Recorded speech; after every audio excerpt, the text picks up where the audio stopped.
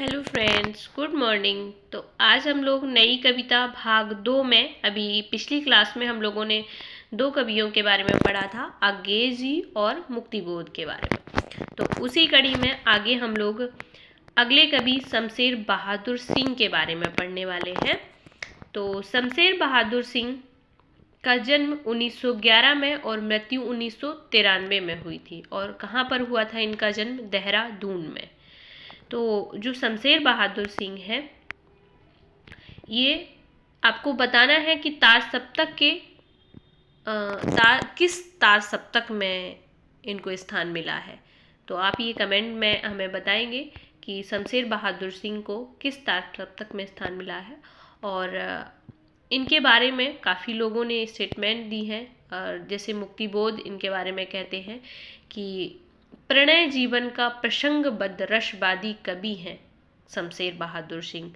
मलयज कहते हैं कि शमशेर मूड्स के कवि हैं, किसी विजन के नहीं। इसके बाद विष्णु खरे कहते हैं शमशेर की शमशेरियत।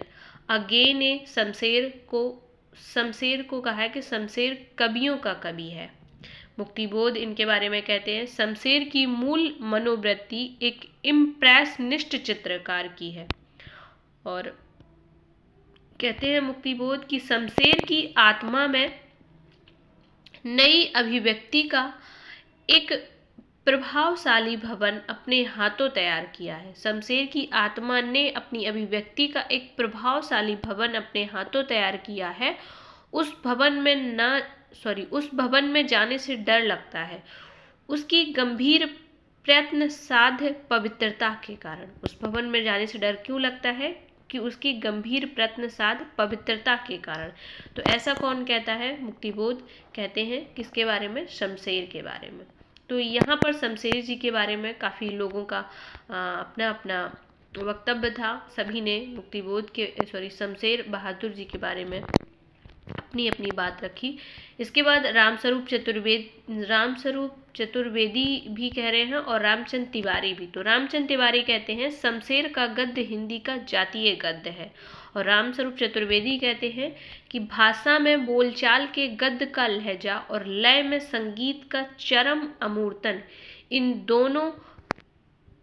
इन दो परस्पर प्रतिरोधी मना स्तुतियों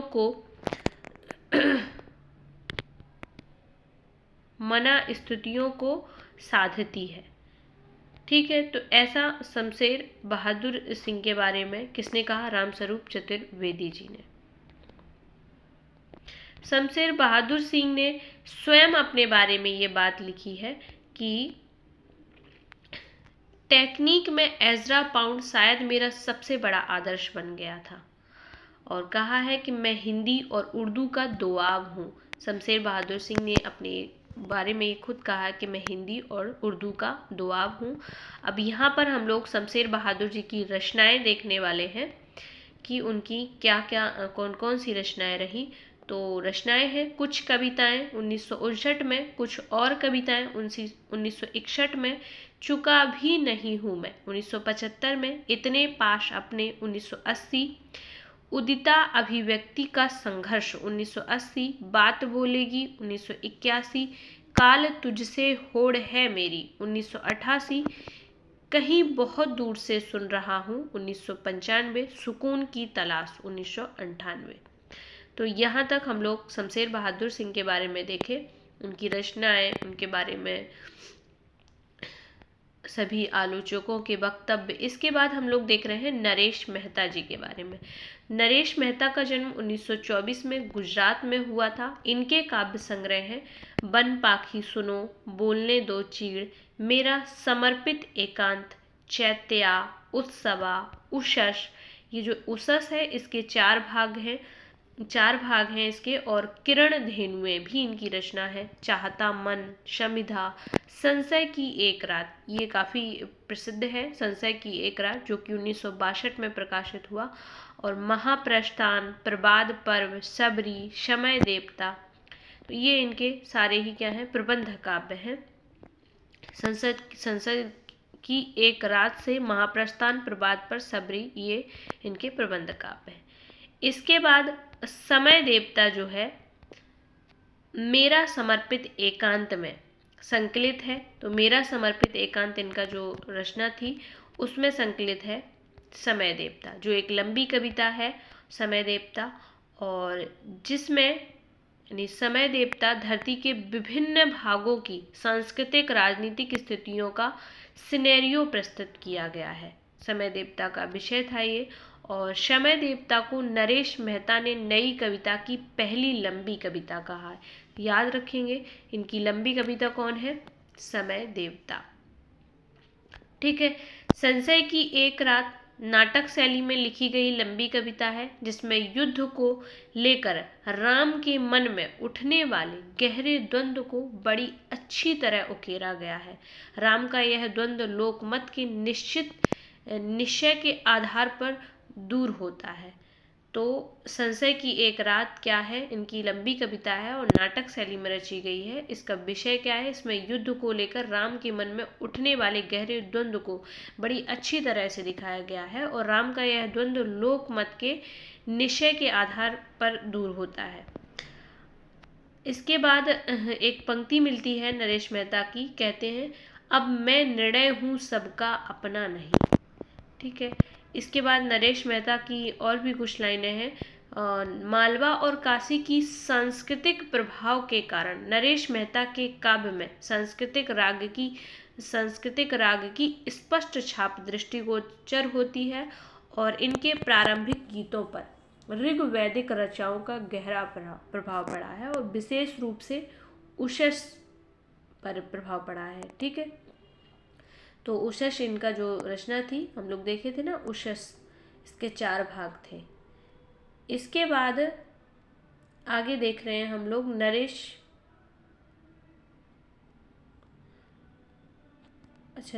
मेहता, आई थिंक मुझे लग रहा है रिपीट हो गया है, तो नरेश मेहता को हम लोग पढ़ चुके हैं। इसके बाद हम लोग देख रहे हैं धर्मवीर भारती जी के बारे में। तो धर्मवीर भारती जी का जन्म 1926 में हुआ और मृत्यु 1997 में, और इनका जन्म इलाहाबाद में हुआ, और ये मूलतः प्रेम के कवि थे धर्मवीर भारती जी। रचनाएं इनकी हैं ठंडा लोहा 1962, अंधा युग 1955, देशांतर, कनुप्रिया 1959, 7 गीत वर्ष 1959 और प्रेमत्व गाथा। तो ये इनकी रचनाएं थी ठंडा लोहा, अंधा योग, कनुप्रिया, 7 गीत वर्ष, देशांतर, प्रेमत्व गाथा। अब इनकी जो कनुप्रिया है उसमें राधा कृष्ण के प्रेम का वर्णन है। तो कनुप्रिया का विषय क्या है, राधा कृष्ण के प्रेम का वर्णन। देशांतर जो इनका काव्य है, ये काव्य संग्रह में विदेशी कविताओं का संकलन है। इसमें प्रेमत्व गाथा जो है यह एक लंबी कविता है। प्रेमत्व एक यूनानी पौराणिक पुरुष है, उसके बारे में।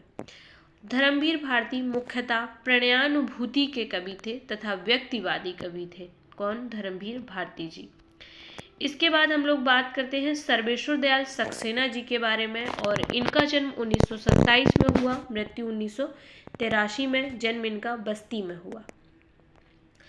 रचनाएं इनकी काठ की घंटियां, बांस का पुल, एक सूनी नाव, गर्म हवाएं, कुआनो नदी, कविता 1, कविता 2, जंगल का दर्द, खूंटियों पर टंगे लोग, ये इनकी कुछ रचनाएं थी। और बात करें अगर कविताओं के बारे में, तो कविताएं इनकी हैं किसकी, सर्वेश्वर दयाल सक्सेना जी की। काफ़ी हाउस में एक मेलो ड्रामा, अहम से मेरे बड़ी हो तुम, विगत प्यार, लिपटा रजाई में, मैंने कब कहा। तो ये इनकी कविताएं थी किसकी, सर्वेश्वर दयाल सक्सेना जी की। इसके बाद हैं अगले कवि केदारनाथ सिंह, और केदारनाथ सिंह का जन्म 1932 में हुआ, मृत्यु 2018 में। रचनाएं इनकी काफ़ी मोस्ट है। केदारनाथ सिंह की रचनाओं के बारे में देखते हैं हम लोग। अभी बिल्कुल अभी, जमीन पक रही है, यहाँ से देखो, अकाल में सारस, उत्तर कबीर और अन्य रचनाएं, बाघ इनकी लंबी कविता है, तालस्ताय और साइकिल, बनारस, अनागत, फर्क नहीं पड़ता, ये प्रसिद्ध कविताएं हैं इनकी। कब्रिस्तान में पंचायत भी इनकी एक रचना मिलती है।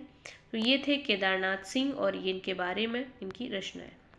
इसके बाद है प्रभाकर माचबे, और प्रभाकर माचबे का जन्म 1917 में, मृत्यु 1991 में। प्रभाकर माचवे जी का जन्म ग्वालियर में हुआ। इनकी जो रचनाएं हैं मेपल, स्वप्नभंगा, अनुक्षण। तो इसके बाद प्रभाकर माचवे जो हैं वो प्रगतिवाद, प्रयोगवाद और नई कविता तीनों से प्रभावित तार सप्तक के वक्तव्य में लिखा है। युग की वाणी जैसे गरीबों पर निरे निष्क्रिय आंसू बहाकर या बुजुर्गा को 10-5 गाली देकर नहीं होती। एक ओर जहां स्वांता सुखाय को स्वरति कहने में नहीं हिचकता, दूसरी ओर ट्रास्टकी के कला हथौड़ा है वाले नारे से भी सहमत नहीं होना चाहिए। तो ऐसा प्रभाकर माचवे जी के बारे में है और ये प्रगतिवाद, प्रयोगवाद और नई कविता तीनों से ही प्रभावित थे। कौन? प्रभाकर माचवे जी। इसके बाद है रामविलास शर्मा। रामविलास शर्मा जी का जन्म 1912 में हुआ, मृत्यु 2000 में हो गई थी और उन्नाव जिले में इनका जन्म हुआ। और रचनाएं इनकी हैं रूप तरंग, सदियों के सोए जाग उठे, बुद्ध, बैराग तथा प्रारंभिक। इसके बाद अगली है कविताएं इस अकाल बेला में भी इनकी रचना है। और रामविलास शर्मा के शब्दों में उनका किशोर मन न वयस्क होता है न प्रौढ़, वार्धक्य तो दूर की बात है। तो ऐसा रामविलास शर्मा के बारे में स्टेटमेंट है कि उनका किशोर मन न वयस्क होता है न प्रौढ़, वार्धक्य तो दूर की बात है। इसके बाद है नेमी चंद्र जैन। और नेमी चंद्र जैन का जन्म 1918 में आगरा में हुआ और इनकी रचनाएं अचानक, हम फिर और एकांत। इसके बाद है भारत भूषण अग्रवाल। भारत भूषण अग्रवाल का जन्म 1919 में हुआ, मृत्यु 1975 में और मथुरा में इनका जन्म हुआ। रचनाएं हैं इनकी छवि के बंधन, जागते रहे, मुक्ति मार्ग, ओ अप्रस्तुत मन, कागज के फूल, एक उठा हुआ हाथ, उतना वह सूरज, अनुपस्थित लोग और अग्निलीक। तो ये भारत भूषण अग्रवाल की रचनाएं थी। और इसके बाद अगली कवि के बारे में हम लोग देख रहे हैं शकुंतला माथुर। तो शकुंतला माथुर जो कि एक महिला है तार सप्तक में, तो इनका जन्म 1922 में दिल्ली में हुआ था, शकुंतला माथुर जी का। और इनकी रचनाएं हैं चांदनी चूनर, अभी और कुछ लहर नहीं टूटेगी और दोपहरी, ये इनके काव्य मिलते हैं। इसके बाद है हरि नारायण व्यास। और हरि नारायण व्यास जी का जन्म 1923 में मध्य प्रदेश में हुआ। रचनाएं हैं इनकी मृग और तृष्णा, त्रिकोण पर सूर्योदय, बरगद के चिकने पत्ते। तो यहाँ पर फ्रेंड्स हम बहुत कम जानकारी है क्योंकि इतना ही इनके बारे में पूछा जाता है, रचनाएं एक आधी, क्योंकि ये तार सप्तक में लगे हुए सारे कवि हैं। रघुवीर सहाय जो है इनका जन्म 1929 में हुआ, लखनऊ में। इनकी रचनाओं का काफ़ी बार क्रम पूछा गया है, तो यहाँ पर क्रम अनुसार ही दी गई हैं। सीढ़ियों पर धूप में 1960, आत्महत्या के विरुद्ध 1967, हंसो हंसो जल्दी हंसो 1975, लोग भूल गए 1982, कुछ पते कुछ चिट्ठियाँ 1989, एक समय था। तो ये सारी ही रचनाएं रघुवीर सहाय की हैं। इसके बाद है विजयदेव नारायण शाही। और विजयदेव नारायण शाही का जन्म 1924 में हुआ, मृत्यु 1982 में। और इनका जन्म काशी में हुआ था। और रचनाएं इनकी हैं साखी, मछली घर, संवाद तुमसे। इसके बाद है कुंवर नारायण। और कुंवर नारायण जी का जन्म 1927 में और फैजाबाद में हुआ था। रचनाएं हैं इनकी चक्रव्यूह 1956, परिवेश, हम तुम 1961, आमने सामने 1969,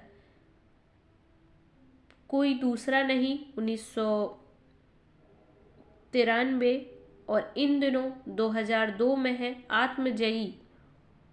आत्मजयी इनका प्रबंध काव्य है और आई थिंक ये 1965 में है।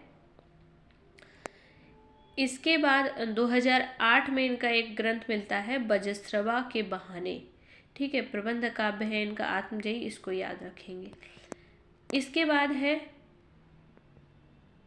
अगले कवि गिरजा कुमार माथुर। गिरजा कुमार माथुर का जन्म 1918 में, मृत्यु 1994 में मध्य प्रदेश में हुई थी। और इनकी जो रचनाएं हैं मंजीर 1971 में जो कि प्रथम काव्य संग्रह है, नाश और निर्माण 1946 में, धूप के धान, शिला पंख चमकीले, छाया मत छूना, भीतरी नदी की यात्रा 1975 में, अभी कुछ और, साक्षी रहे वर्तमान और पृथ्वी कल्प, ये इनकी रचनाएं थी। बच्चन सिंह के अनुसार माथुर यानी गिरजा कुमार माथुर जी, माथुर ना तो प्रयोगवादी कवि है, ना प्रगतिवादी और ना यथार्थवादी। वे बच्चन नरेंद्र अंचल की परंपरा के कवि हैं, उन्हीं की तरह शरीरी और मांसल, ऐसा बच्चन सिंह कहते हैं गिरजा कुमार माथुर जी के बारे में। इसके बाद कुछ रचनाएं, कुछ पंक्तियां मिलती हैं जो कि मंजीर से हैं, और मंजीर आपको पता ही है किनका है, गिरजा कुमार माथुर जी का प्रथम काव्य संग्रह है। तो मंजीर से पंक्तियां हैं, रूठ गए वरदान सभी, फिर भी मैं मीठे गान लिए हूँ। टूट गया मंदिर तो क्या पूजन के अरमान लिए हूँ। राजमहल तो उजड़ गया पर खंडर के सपने बाकी हैं। फूल वहाँ के नहीं किंतु फूलों जैसे पाषाण लिए हूँ। पंक्तियाँ काफ़ी महत्वपूर्ण हैं और मंजीर से ये पंक्तियाँ हैं। इसके बाद अगली पंक्तियाँ हैं, हमको भी ज्ञान विरह का और मिलन का, यह मत समझो बर्फ बन गया हृदय हमारा। ये पंक्तियाँ नास और निर्माण से हैं। इसके बाद कुछ और भी पंक्तियाँ मिलती हैं जो कि गिरजा कुमार माथुर की हैं। फिर घुमड़े वही मेघ फिर आया याद प्यार, फिर खिलने लगे पहले पहल के हर सिंगार। ये गिरजा कुमार माथुर जी की पंक्तियाँ थी। तो फ्रेंड्स, यहाँ तक हमने नई कविता में जो भी कवियों को स्थान मिला, तार सप्तक में जो भी थे, उन सभी के बारे में यहाँ पर संक्षेप में जाना। और अब हम लोग मिलते हैं अगली क्लास में। आज के लिए इतना ही। Thank you.